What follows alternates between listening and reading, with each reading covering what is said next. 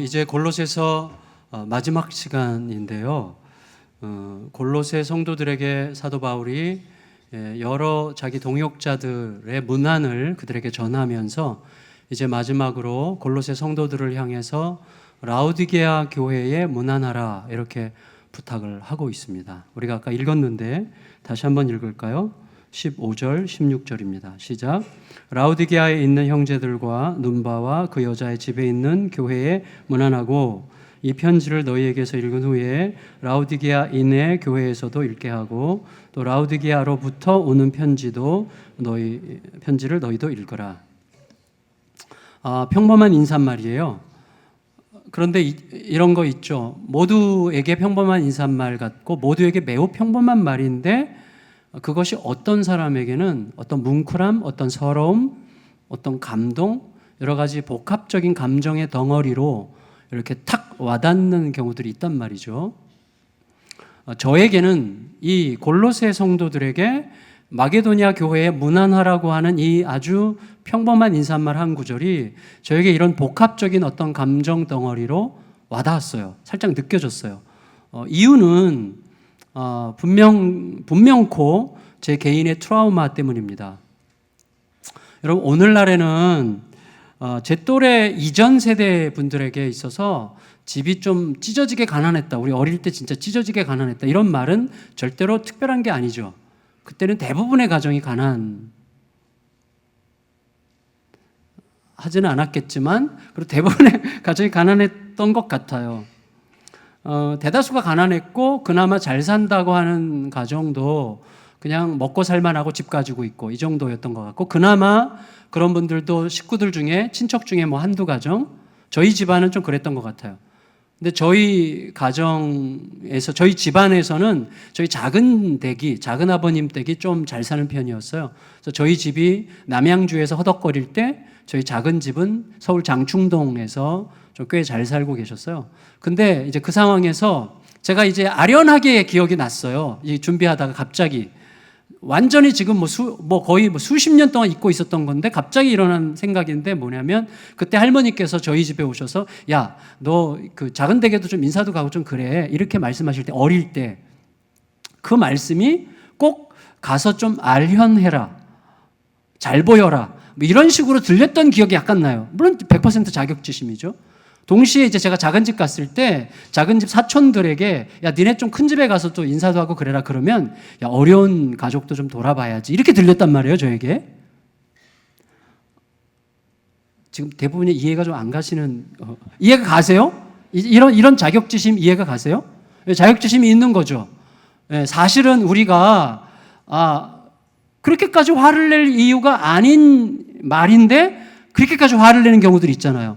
또 그렇게 성질 낼 말이 아닌데 엄청나게 성질을 내는 경우가 있잖아요. 또 그렇게 시험에 들 말이 아닌데 시험에 드는 경우가 있잖아요. 그거는 그 말의 의미라기보다도 자격지심이죠. 그러니까 저에게도, 어린 저에게, 제가 지금도 자존심이 아주 쪼잔한 자존심이 엄청 센데 그때부터 그랬던 것 같아요. 어릴 때부터. 그게 아주 지금은 흔적도 거의 없지만 한번 의도적으로 생각해 보니까 약간 그런 복합적 감정 덩어리가 슬쩍 올라왔어요. 약간 서럽기도 하고 이런 거죠. 그런데 이런 어떤 저의 감정이 매우 보편적인, 누구나에게 있을 수 있는 보편적인 감정이라고 한다면, 제가 그 어떤 보편적인 감정에 의지해서 이렇게 한번 말하고 싶어요.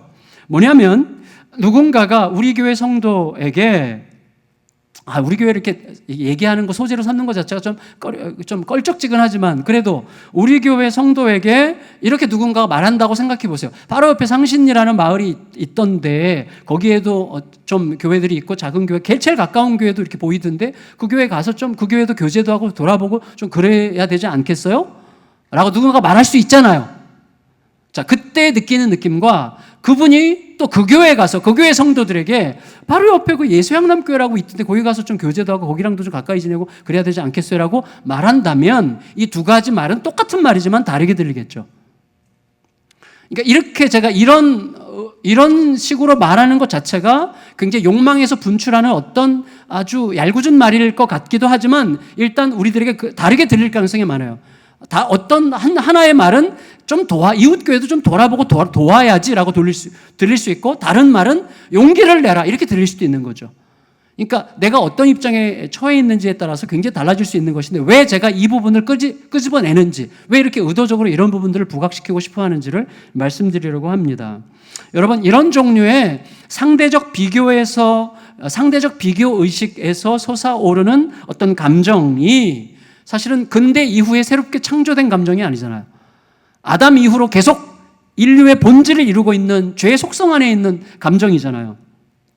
그렇다면 골로새 교회 성도들도 그런 식으로 들여다봐야 된다는 거예요.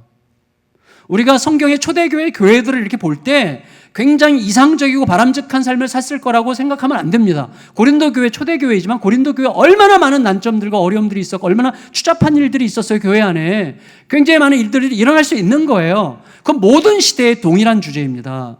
그러니까 그런 의미에서 골로새 교회를 바라보자는 것이죠. 여러분, 골로새에서 첫 시간 설교를 기억하실 수 있을 거라고 생각합니다. 골로새라는 그 위치, 골로새 교회는 골로새 안에 있었고, 골로새는 리쿠스 계곡을 중심으로 형성된 도시 중에 하나 있는데, 리쿠스 계곡에 3개의 도시가 형성되어 있고 가까이 있었다고 그랬죠. 골로새, 히에라볼리, 라우디게아, 이 3개의 교회예요. 그런데 굳이 이 3개 교회를 상대적으로 비교하자면 그 중에서도 골로새 교회는 가장 찌질한 도시였어요. 골로새가 도시적으로 상대적으로 비교하자면 가장 찌질한 도시가 골로새였어요. 기억하실 거예요. 라우디게아는 뭐예요? 헬라 제국, 로마가 들어서기 직전에 헬라 제국이 이 지역을 정복했을 때 그 당시에 안디오쿠스 2세라는 왕이 이 지역을 굉장히 전략적으로 개발했어요. 라우디게아 지역을. 오늘날의 평택이나 동탄같이 전략적으로 개발해서 상당히 부자 동네가 된 거예요.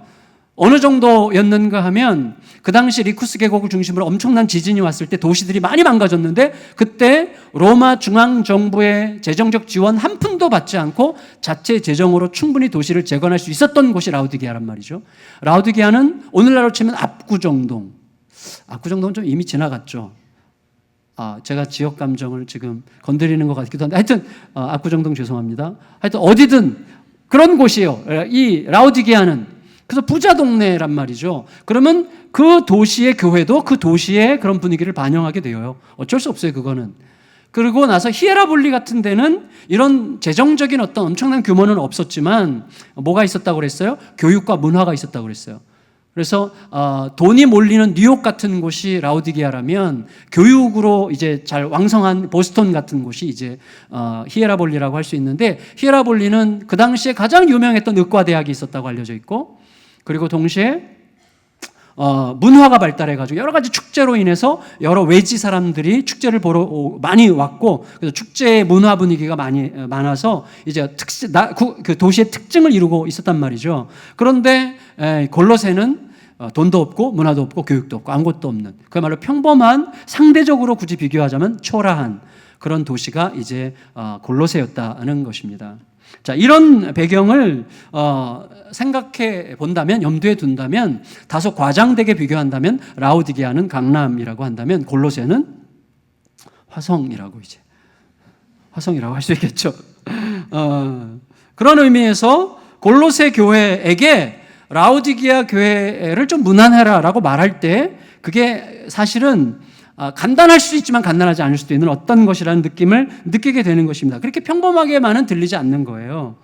자, 이걸 조금 더 전개해 볼게요.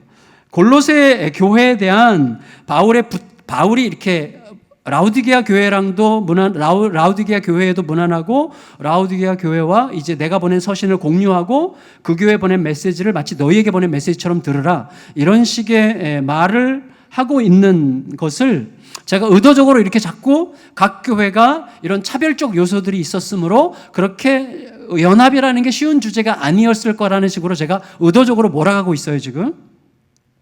근데 저의 이런 의도는 본문에서 객관적으로 충분히 성경적인 근거를 찾기가 어려워요. 그래서 억지스럽게 느껴지기도 해요.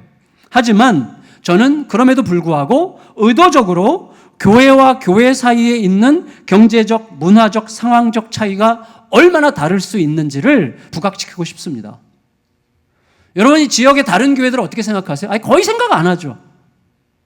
거의 생각 안 하고 살든지, 생각할 때는 주로 뭐 어떤 안 좋은 소문, 가십거리가 있든지 이럴 때 생각하지 않겠어요? 여러분, 이 차이를 왜 부각시키고 싶은가 하면 교회와 교회 사이의 연합과 일치를 정말 어렵게 하는 것, 아예 시도조차 해보지 못하게 하는 것, 아예 생각도 못하게 하는 요소들이 바로 이러한 현실적 차이들, 경제적 차이들, 문화적 차이들, 상황적 차이들이 너무나 우리가 익숙하게 깊숙하기 때문에 사실 그런 교회 연합과 일치라는 것에 대해서 아예 생각조차 못하는 이유가 바로 거기에 있다고 생각하기 때문에 의도적으로 지금 부각하려고 하는 것입니다. 여러분, 자, 이런 사건이 있었어요. 작년이었던 것 같아요. 우리 교회 성도님들께서 이제 열심히 있고 정말 고마운 분들인데, 저는 사실은 이렇게 전도에 대해서 강조를 거의 안 하잖아요. 또 우리 교회가 거의 전도도 안 하고 있고 정말 죄송해요. 저희 여러 가지 이유가 있는데 하여튼 이 시간에 좀 얘기할 필요는 없겠고, 그래서 이제 몇몇 성도님들이 지역에 나가서 전도를 이렇게 막 하고 계신데, 동네 개척교회 다니는 분에게 어떤 상황인지 누구도 몰라요. 객관적으로는 누구도 모르고 컨텍스트가 어떻게 됐는지 정말 누구도 몰라요. 그렇지만 그렇게 말했다고 알려졌어요. 뭐냐면 우리 교회도 좀 와보세요. 이렇게. 그러니까 다른 개척교회 다니고 있는 분에게 우리 교회도 좀 와보세요라고 말했다고 알려졌어요. 실제로 제가 진짜로 그런 일이 있었는지에 대해서는 잘 모르겠어요. 그러나 물론 그게 사실이라면 절대로 그렇게 하면 안 되는 거죠. 혹은 교회를 소개하고 싶은 욕심 때문에 그렇게 말하게 되는 경우가 있을지도 모르겠다고 조심스럽게 한 번쯤 말해봅니다. 근데 어쨌거나 그런 일이 있으면 안 되겠지만, 그때 중요한 건 뭐냐면 어떤 목사님께서 그 일을 SNS에 올렸어요. 약간 비판하는 의미로 이제 길게 장문의 SNS에 올렸는데, SNS에 올라가면서 그게 사건이 됐어요. 사건이. 아주 막 뜨겁게 달구어지고, 거기서 막 우리 교회 이름을 밝히진 않았지만 사실은 그 교회를 막 어떤 놈의 교회 하면서 막 욕하는 게 막 댓글이 막 달리기 시작했어요. 물론 이제 그 목사님께서 거의 SNS, 저를 잘 아는 목사님인데 SNS에 저한테 알리기도 전에 올리신 이유는 저희 교회를 겨냥했기 때문이 아니고, 상당히 이 지역에서 공격적으로 전도하고 있는 한 교회가 있는데 그 교회에 대한 부정적인 감정을 늘 갖고 계셨대요, 본인이. 그래서 그것과 맞물려 가지고 우리 교회도 이제 도매금으로 넘어간 건데, 어쨌거나 가뜩이나 지역교회들에게 상대적 피해를 주는 교회로 알려졌잖아요, 예수양남교회가. 근데 더 나아가서 이제 이기적이고 사악한 교회로 굳어지려고 하는 그런 찰나였어요. 그래서 그 일이 더 이상 와전되지 않도록 하기 위해서 아주 빨리 들어가서 제가 제 실명을 거론하면서 제 이름을 소개하고 정중하게 사과를 했어요.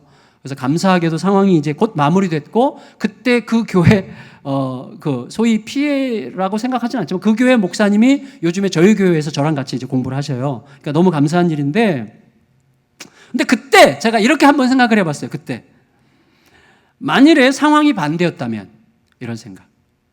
그러니까 동네 개척교회 성도님들께서 우리 교회 성도 누군가에게 우리 교회도 좀 와보세요, 이렇게 말했다면 이게 과연 SNS를 뜨겁게 달굴 만한 주제가 됐을까?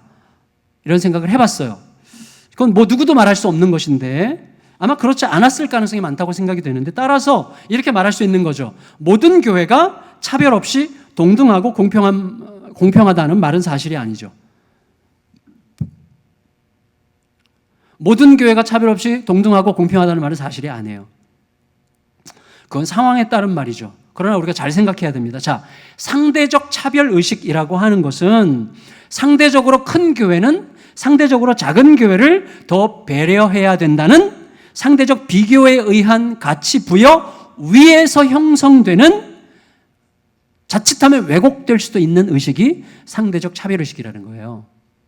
이건 그래서 진지하게 잘 생각하지 않으면 항상 우리가 속을 가능성이 많은 것인데, 그런 의식이 충분히 고려되지 않는다면 교회 연합과 일치는 매우 어려워요. 그러나 우리가 그런 부분에 정말 깊이 생각하지 않습니다. 단지 내가 생각해왔던 방식과 맞는가 틀리는가, 감정적으로 내가 손해를 받는가 안 받는가, 나에게 유리한가 유리하지 않은가, 이런 측면에서만 우리가 찰랑거리면서 생각하는 데 익숙하기 때문에 깊이 생각을 못해요. 그래서 연합과 일치가 그렇게 어려운 거예요. 여러분, 바울이 골로새 교회 성도들에게 내가 라우디게아 교회에 보낸 편지 있는데 그것도 너희가 받아서 읽어라, 이렇게 말할 때 그 읽으라는 말은 사실은 큰 소리로 낭독하라는 뜻이에요. 그건 뭐냐면 예배 시간에 모든 성도들이 들을 수 있도록 낭독하라는 그런 의미입니다. 그러니까 그건 무슨 말인가 하면 잘 살고 있는 라오디게아 교회, 어쩔지 실제로는 잘 모르겠지만 라오디게아 교회에 전하는 말씀이 마치 골로새 교회 성도들에게도 우리 교회를 향한 말씀인 것처럼 여기면서 서로를 받으라는 뜻에서 그런 얘기를 한 거예요. 너희가 같은 교회다. 너희가 같은 교회다. 이런 말이죠. 자, 그럴 때 이게 우리들에게 의미심장해요. 왜냐하면 우린 사실 아까 잠깐 언급한 것처럼 어떤 가십거리, 누가 어땠대, 그 교회 목사님이 이랬대, 그 교회가 이런 일이 있었대, 이런 어떤 좀 별로 안 좋은, 우리가 누군가를 도마 위에 올려놓고 그런 좀 누군가를 씹고 자르고 깨뜨리는 말 하는 게 얼마나 맛있어요. 막 입맛이 돌아서 막 그거는 막 굉장히 정의로운 척하고 옳은 척하고 내가 굉장히 바른 척하고 막 의를 사랑하고 막 내가 진리를 좋아하는 사람이기 때문에 어쩔 수 없이 하는 말이지만 이라는 전제를 가지고 굉장히 우리가 맛있게 먹잖아요. 사실은 그런 가십거리가 아닌 한 우리가 이웃교회의 이야기를 우리들의 입에 올릴 필요도 없고 별로 관심도 없어요, 솔직히. 거의 말하지 않습니다. 이웃교회 이야기를 들을 생각도 없어요. 어떤 면에서는 이웃교회를 도울 일이 생길까봐 그들의 형편과 처지에 대해서 듣고 싶어 하지 않는지도 몰라요. 혹은 이웃교회에 대해서 배 아플까봐 그들이 잘하고 있는 것에 대해서 귀 기울이려고 하지 않을 수도 있을 것 같다고 생각이 됩니다. 따라서 오늘 라오디게아 교회와 골로새 교회 사이에서 엿볼 수 있는 마치 한 교회같이 여겨지는 이런 친밀한 관계가 오늘 우리들에게 어떤 면에서 교회와 교회 간의 이 복음적 연합과 일치를 이루도록 격려하고 있는지를 우리들의 마음속에 좀 담고 싶은 거예요. 여러분, 이렇게 생각하는 건 곤란해요. 뭐냐면 그거는 골로새 교회와 라오디게아 교회 사이에 어떤 종류의 질적 차이도 없었고 일체 경쟁심이나 상대적 비교의식 같은 거는 그들 사이에 조금 더 없었기 때문에 그런 연합과 일치가 가능했던 거야 라고 말한다면 우린 더 이상 할 말이 없어요. 그러나 그건 사실이 아니에요. 그들도 아담의 자손들입니다. 모든 아담의 자손들은 경쟁적이에요. 자기중심적이에요. 이기적이에요. 모든 것을 자기 본위로 생각하곤 해요. 내가 항상 옳아요. 다른 사람을 내가 어떻게든 낮춰서 내 존재를 유지하려고 하고 아니면 낮은 사람은 봐주면서 내 존재를 유지하는 거죠. 우리는 어쩔 수 없어요. 어쩔 수 없다고 그렇게 생각합니다. 우리 모두는 아담의 자손들이에요. 따라서 골로새 교회 성도들에도 분명 하나님의 시선에서 벗어나 자신이 살고 있는 지역의 문화, 지역의 수준을 반영하는 자기중심적인 특성들이 존재했다는 게 분명해요. 우리들은요, 우리가 경험하고 알아오고 내가 습득해온 모든 수준이 마치 가장 정상적일 거라고 생각하는 아주 나쁜 습관에 길들여져 있어요. 그것 때문에 우리가 연합과 일치가 안 되는 거거든요. 여러분, 문제가 있었을 거예요. 어려움이 있었을 거예요. 갈등이 있었을 거예요. 아픔이 있었을 거예요. 그것에 대한 가장 명백한 증거가 뭐예요? 요한계시록 2장 3장에 보면 예수님께서 같은 소아시아 지역에 있는 7개 교회에 편지를 보내시죠. 말씀하시죠. 그때 7개 교회가 얼마나 다릅니까? 같은 소아시아 지역에 있지만 비슷한 환경 속에 있지만 그들이 환경과 현실에 대한 그들의 반응과 그들의 태도와 그들의 객관적 조건도 너무나 달라요. 다 달라요. 그래서 한 교회에 대한 예수님의 모든 말씀들은 마치 역사 속에 존재할 법한 모든 교회들을 7개의 교회의 특성으로 분류한 것 같은 느낌을 줘요. 같은 지역에 있는 교회들이지만 굉장히 다릅니다. 특히 여러분, 라오디게아 교회에 대한 말씀은 우리에게 너무나 유명하지 않아요? 요한계시록 3장 15절과 17절을 같이 한번 읽어보겠습니다. 요한계시록 3장 15절 같이 읽습니다. 시작. 내가 내 행위를 아노니 내가 차든지 뜨겁든지 하기를 원하노라. 17절. 내가 말하기를 나는 부자라 부유하여 부족한 것이 없다 하나 내 곤고한 것과 가련한 것과 가난한 것과 눈먼 것과 벌거벗은 것을 알지 못하는도다. 여러분, 예수양남교회가 개척된 지 이제 다다음 주로 8주년입니다. 그러면 예수양남교회는 8년이라는 세월을 부인할 수 없어요. 담고 있어요. 8년이라는 세월을 통해서 형성된 무엇이 있어요. 이미 우리에게. 또 서서히 뭔가 변하고 있는 무언가가 있고요. 변화일 수도 있고 변질일 수도 있는 어떤 요소들이 우리가 알게 모르게 우리 안에 있을 수 있다고 생각이 됩니다. 모든 교회는 거룩한 기쁨과 헌신의 열정 가운데 개척되게 되어 있어요. 지금 홈의실 교회도 마찬가지죠. 그러나 내버려두면 우리가 의지적으로 날마다 복음 앞에 그리스도 앞에 가지 않으면 저절로 타락하게 되어 있어요. 우리는 존재 자체가 종교적이기 때문에 종교가 뭐예요? 거래하는 거죠. 내가 투자한 만큼 얻으려고 하죠. 내가 하는 만큼 누가 안 하면 정죄하게 되죠. 그게 종교예요. 하나님의 십자가의 사랑은 우리에게 그런 모든 기준들을 없애버리는 거죠. 그냥 받으셨기 때문에 우리는 결국 종교적 성향 때문에 분열하게 되어 있어요. 교회는 가만히 두면 종교적이 되어 있어요. 우리 존재가 그렇기 때문에 날마다 의도적으로 그리스도의 십자가의 복음 앞으로 가서 그의 부활의 권세와 그가 우리에게 이끌어 오실 하나님의 나라를 생각하지 않는 한 우리들은 여지없이 타락하게 되어 있습니다. 예수양남교회가 앞으로 어떻게 될지 저도 몰라요. 그러나 앞으로 10년, 20년, 30년이 된 후에도 건강할 수 있다면 더 이상 바랄 게 없겠죠. 지금 매일같이 똑같이 주님 앞에 무릎 꿇지 않으면 안 되는 거예요. 라오디게아 교회가 개척될 때 얼마나 거룩한 열정과 그리스도를 향한 열심으로 개척됐겠어요? 그러나 불과 30년쯤 지난 다음에 지금 뭐라고 그래요? 예수님께서 너가 스스로 부자라고 생각하고 있구나. 스스로 부족함이 없다고 생각하고 있구나. 스스로 너 다른 교회를 우습게 생각하고 있구나. 굉장히 교만해졌구나. 근데 본인들은 몰라요. 무서운 거. 주님은 아세요. 얼마나 무섭습니까? 여러분, 라오디게아 교회의 이런 특성은요, 그들이 살고 있는 현실적 환경을 고스란히 반영하고 있는 거예요. 저는 예수양남교회가 그래서 화성에 있는 게 너무 좋고 주변에 아무것도 없는 게 너무 좋고 그래요. 우리 이렇게 동떨어져 있는 게 너무 좋은 거예요. 뭐 계속 그럴 수는 없겠죠. 이제 언젠가 여기도 막 굉장히 개발이 되겠지만 그 지역적 특성을 반영할 수밖에 없는 거예요. 어쩔 수 없이. 그렇다는 점에서 골로새 교회 성도들에게도 자기들이 살고 있는 환경을 반영하는 어떤 의식이 있었을 거예요. 그리고 라오디게아 교회가 자기가 스스로 부자라고 생각하고 부유하다고 생각하고 부족함이 없다고 생각하고 했다면 그것은 자기 교회에 대한 자기 인식이지만 동시에 그 인식은 다른 교회를 바라보는 관점에도 영향을 주죠. 다른 교회를 어떻게 바라보느냐, 어떻게 알 수 있겠어요? 제가 역삼동, 서초동 이런 데서 목회를 많이 했어요. 그때 제가 외곽 지역에 가면 제 마음이 어땠는지 말하지 않겠습니다. 사실은 미묘한 거예요. 겸손한 척을 해야 된다니까요. 저절로 겸손해지지 않아요. 묘한 거예요.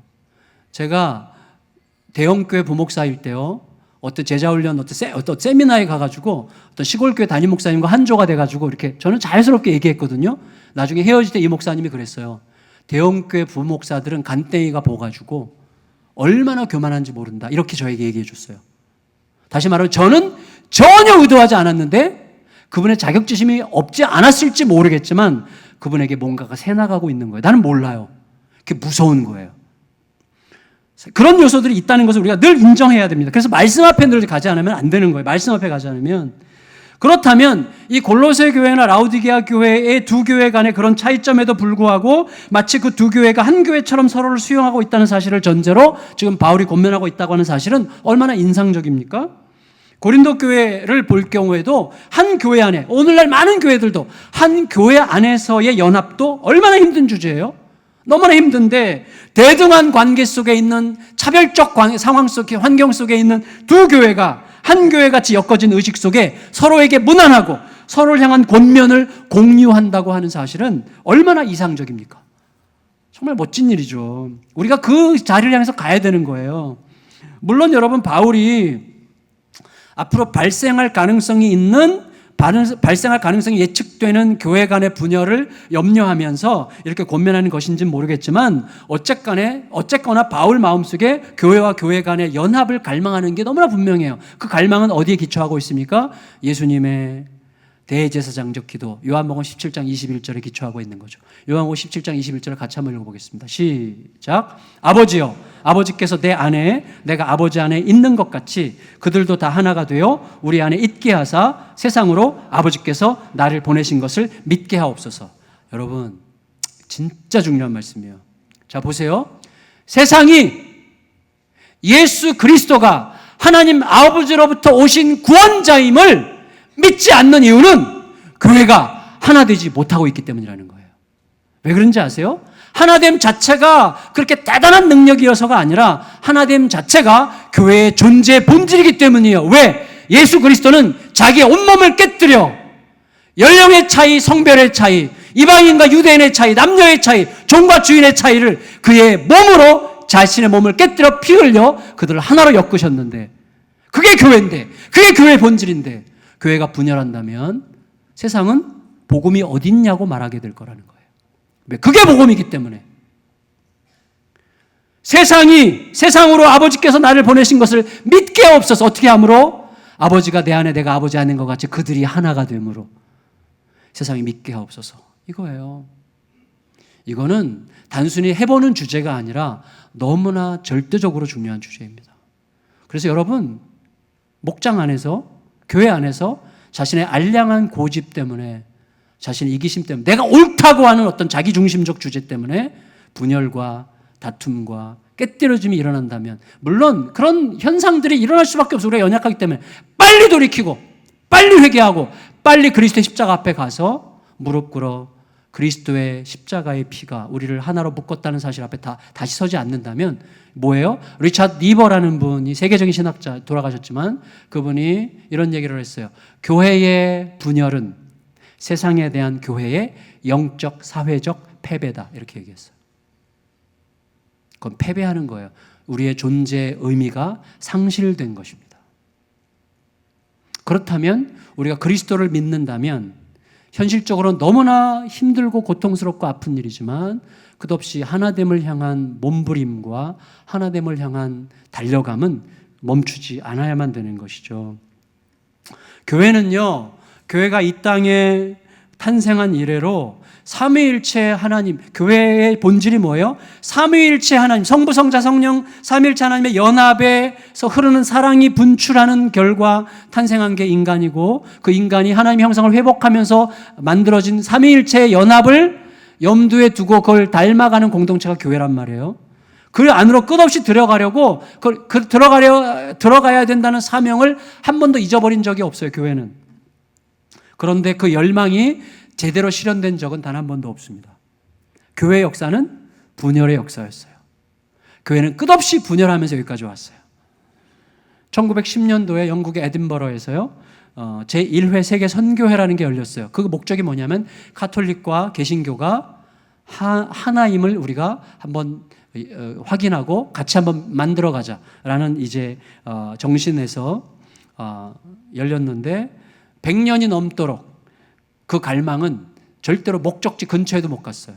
그렇게 연합이라는 게 어려워요. 그래서 2차 세계대전 이후에 개신교끼리, 개신교도 교단이 얼마나 많습니까? 개신교 안에서도 연합이라는 걸 이루어보자. 그래서 세계교회 협의회라는 게 네덜란드 암스테르담에서 1948년에 세워졌어요. 소위 WCC라는 거죠. 여기 좋아하는 사람도 있고 반대하는 사람도 있는데 WCC라는 게 형성이 됐어요. 목적이 뭐냐면 초교파적으로 전도, 봉사, 협력을 목적으로 하자. 그래서 이제 이런 어떤 힘으로 이제 모여가지고 그 힘으로 각 나라의 민주화 운동도 막 지원을 했고요. 그리고 자본주의적 폐해들, 빈부격차 이런 것들을 해소하기 위해서 인권운동, 환경보호운동에 굉장히 적극적으로 나서기도 했어요. 그렇지만 이런 집단은 항상 약점이 있어요. 그래서 제국주의적 여러 나라들에 의해서 이용당하기도 했고요. 그리고 심지어 좌경화되어 온다는 비난 속에서 이 연합의 모체인 WCC가 분열의 씨앗이 되기도 하는 이런 슬픔들이 있었던 거죠. 그게 교회 역사예요. 왜냐하면 우리 존재 자체가 그리스도 앞에서 제대로 서지 않으면 연합은 불가능하다고 할 수 있는 거죠. 여러분, 우리 교회가 속해 있는 교단, 대한예수교 장로회 합동이라고 하는데, 예장 합동이라고 하는 교단인데, 이 교단 간 연합이라는 주제를 성취하기 위해서 또 다른 거대한 교단과 몇 년 전에 연합했어요. 그래서 연합이라는 주제를 성취했는데 지금은 그 정치적 후유증으로 엄청난 몸살을 앓고 있고 후회하고 있고요. 많은 사람들이 걱정하고 있고요. 지금 아주 정말 안타까운 일들이 정말 많이 생기고 있는데 사실은 비극이에요. 그냥 그건 연합이 아니었기 때문이거든요. 교단과 교단의 연합이라는 것은 얼마나 거룩한 주제입니까? 그러나 교단과 교단사의 연합의 목적은 그리스도의 하나됨이 아니었어요. 명분은 그거였지만 국내 최대의 교단, 누구도 따라올 수 없는 국내 최대의 교단을 형성하겠다는 욕망이 이 연합을 부채질한 거예요. 저는 우리 교회가 제가 속한 교단이지만 저희 교단을 존경하지 않습니다. 저의 큰 문제예요. 저의 고민이기도 해요. 사실 늘 그거 가지고 이제 기도할 수밖에 없는데 어쨌거나 많은 기도가 필요한 부분이라고 생각이 됩니다. 어쨌거나 여러분, 연합이라고 하는 성경적인 명분은 없지만 실제 내막은 연합이 아닌 그런 연합들이 너무나 많습니다. 그러니까 연합이 쉽지 않은 이유는 뭐냐면 무엇보다도 그 연합이 쉽지 않은, 연합이 어려운 이유가 나에게 있기 때문이에요. 나에게. 내가 기준이기 때문이에요. 내가 속한 교회가 기준이기 때문이에요. 내가 속한 교단이 기준이기 때문이에요. 항상 그것 때문에 내가 기준 노릇을 하려고 하기 때문에 연합은 없어요. 예수님은 자기를 내어주심으로 세상을 하나로 엮으셨어요. 근데 우리는 절대로 안 내어주려고 해요. 내가 끝까지 지켜줘야 되고 내가 인정돼야 되고 내게 기준이 돼야 되는 거죠. 무서운 거예요.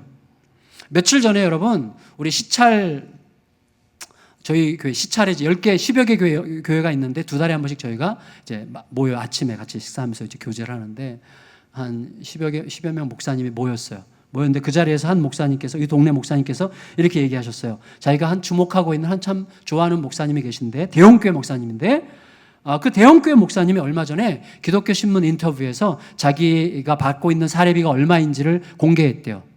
근데 대형교회 목사치고는 너무나 작은 액수를 받아서 깜짝 놀랐다고 하면서 역시 참 훌륭한 분이라고 그렇게 얘기하면서 그분은 항상 뭔가를 내려놓는데 참 초점이 있다고 신문에서 여러 번 봤는데 너무 좋다고 이렇게 얘기를 했어요. 그래서 제가 그렇군요 이렇게 입으로 얘기했어요. 입으로. 그리고 속으로는 이렇게 얘기했어요. 그 목사님께서 정작 내려놔야 될 것은 돈이 아니라 그런 이야기를 언론에 밝히려고 하는 마음이네요.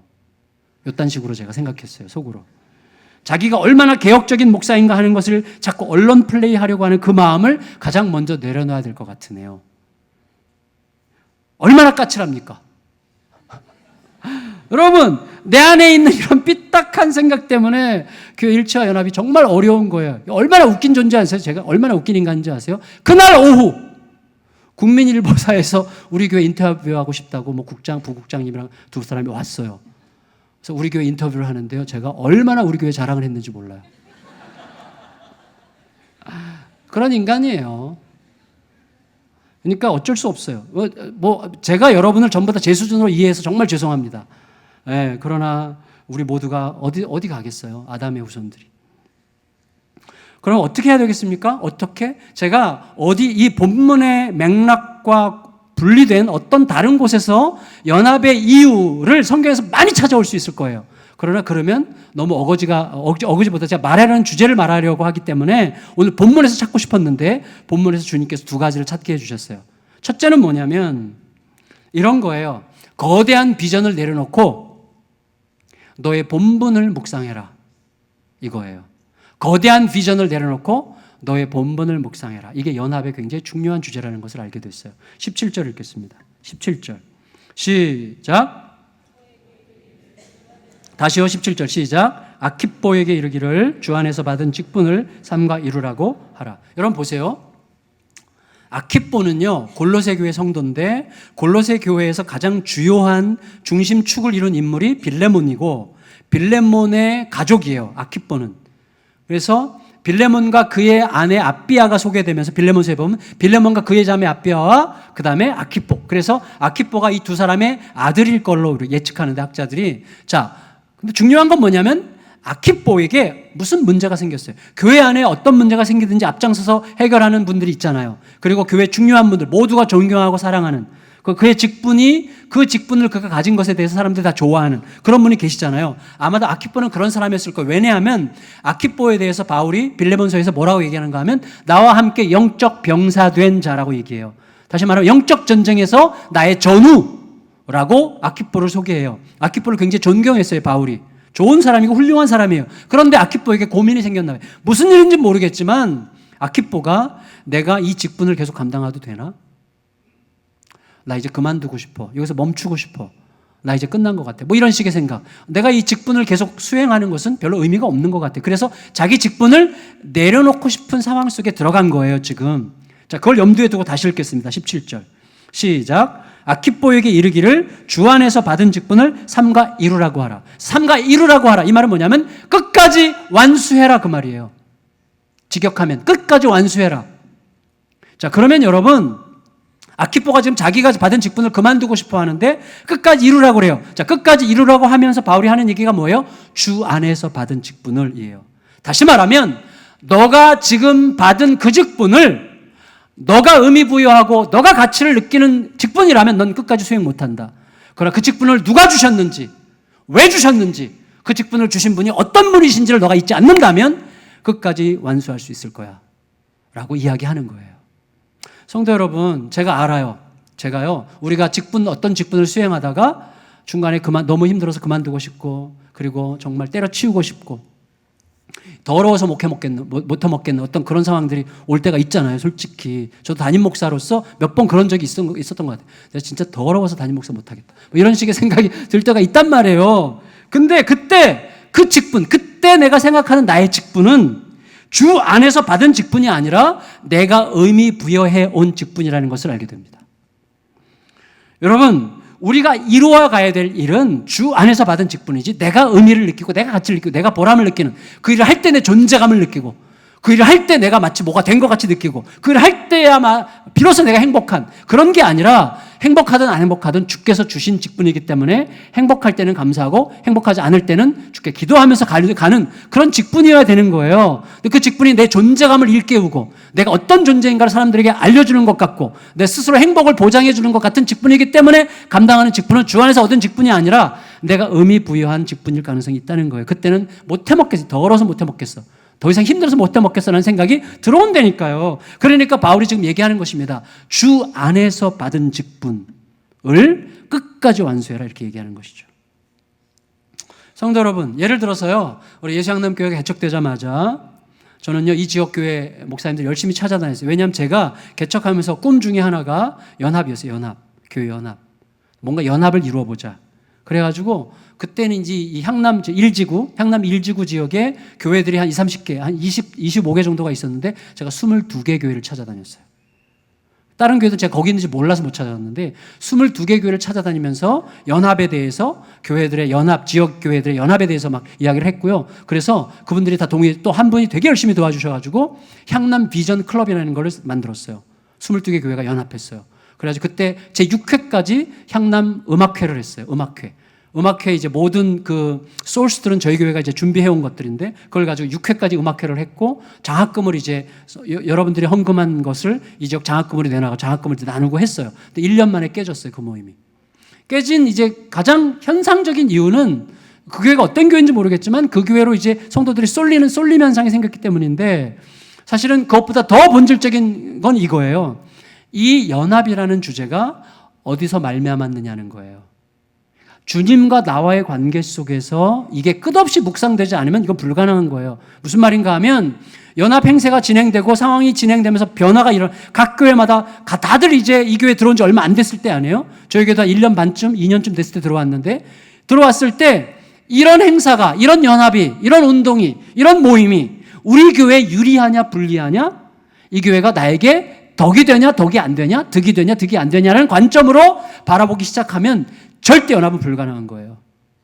나에게 내 이해관계를 충족시키느냐가 아니라, 내게 유리하냐 불리하냐가 아니라 주께서 원하시는 거냐에 초점을 가야만, 거기에 맞춰지지 않으면 연합이라는 건 완전히 불가능합니다.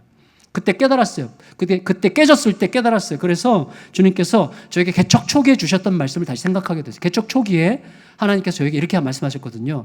너 거대한 꿈을 꾸지 마. 한국교회 걱정하지 마. 조국교회 어쩌고 그런 말 하지 마. 그랬어요. 제가 그래서 조국교회라는 말을 되게 이제 부담스럽게 생각하는데, 조국교회니 뭐 한국교회니 한국길 염려 그런 거 하지 말라 그랬어요. 하나님께 저에게 주신 명령은 뭐냐면 화성 사람이 되라, 이거였어요. 화성 사람이 되라. 거기서 그냥 그 지역에서 묻혀라. 그 지역에서 그 지역의 목사가 되라.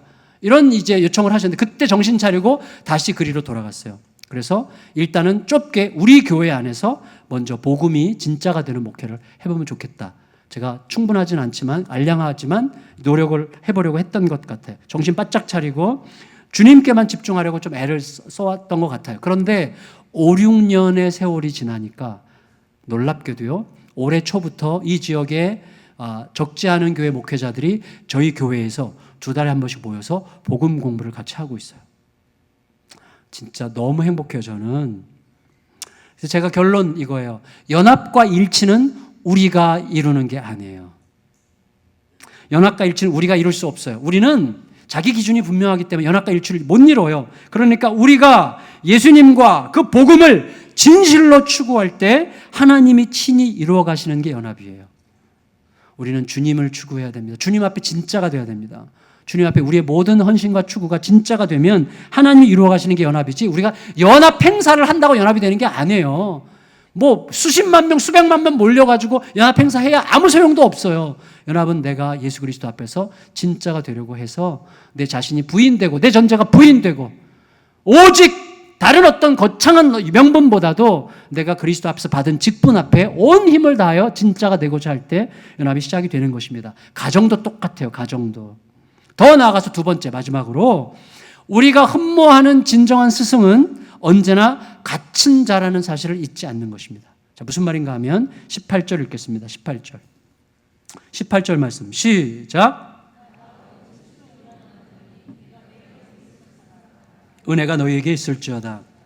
여러분 보세요. 저를 보세요.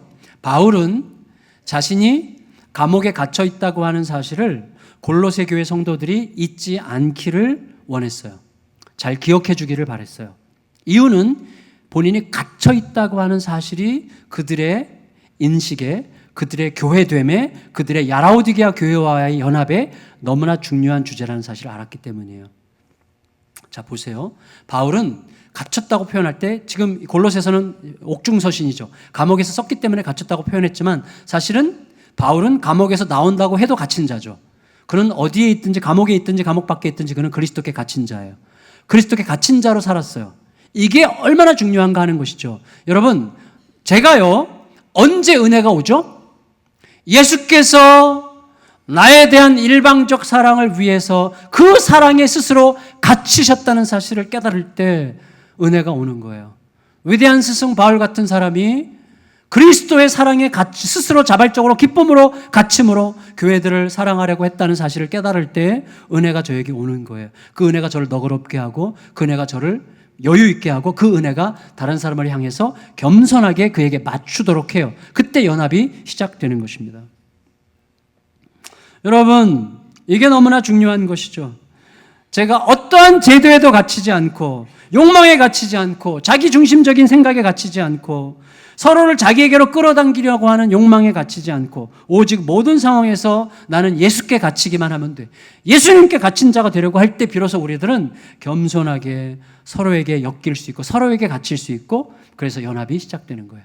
그리스도께 갇힐 때만 서로에게 갇힐 수 있어요.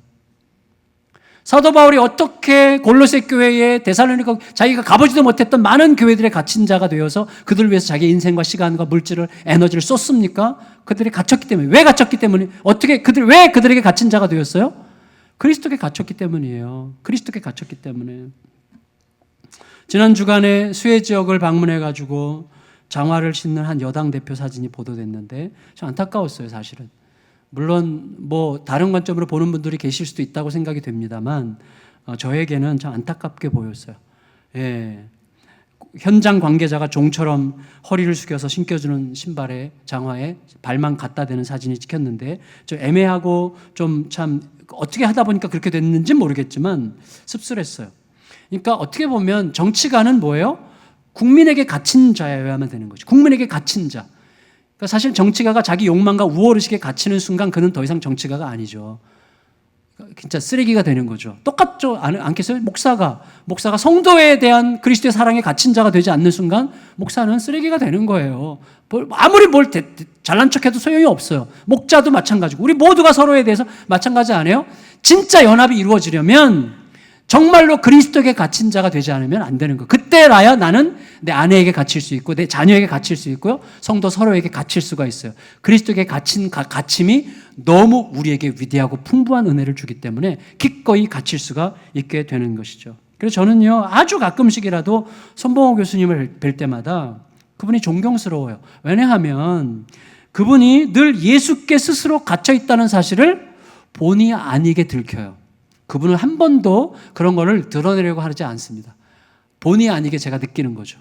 정말 그리스도께 갇히려고 얼마나 몸부림하는지 몰라요. 말씀하실 때마다 늘 아각거리시는 우리 김인중 목사님을 너무나 사랑하고 제가 존경스럽게 볼 수밖에 없는 이유는 뭐냐면 이분은 잊지 않으려고 해요. 항상 내가 예수께 갇혔다는 사실을, 그리고 연약한 성도들에게 갇혔다는 사실을 절대 잊지 않으려고 몸부림하는 면이 이분에게 있기 때문에 늘 기쁜 거죠. 만나면 늘 시원해요. 기쁜 거죠. 즐거운 거죠. 그리고 연합이 자연스럽게 이루어지게 되는 것입니다. 따라서 연합과 일치는 진실로 자신을 예수께 오직 묶어둘 때만 오직 예수께 갇힐 때만 비로소 가능할 수 있게 되는 것입니다. 아무리 멋있는 척해야 소용없어요. 아무리 멋있는 척 말해야 소용없어요. 예수께 진짜로 갇혀야 돼요. 그러지 않으면 자기 가까운 사람들을 멸시하게 되고요. 자기 가까운 사람들을 이용해 먹게 되고 착취하게 되고요. 사용하게 되는 거예요. 연합은 불가능한 거예요.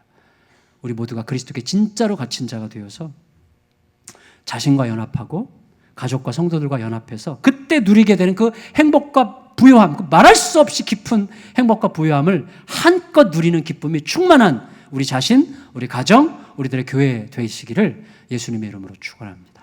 축원합니다. 자리에서 일어나셔서 아까 불렀던 찬양 교회, 사람이 넘치기보다 사랑이 넘치는 교회.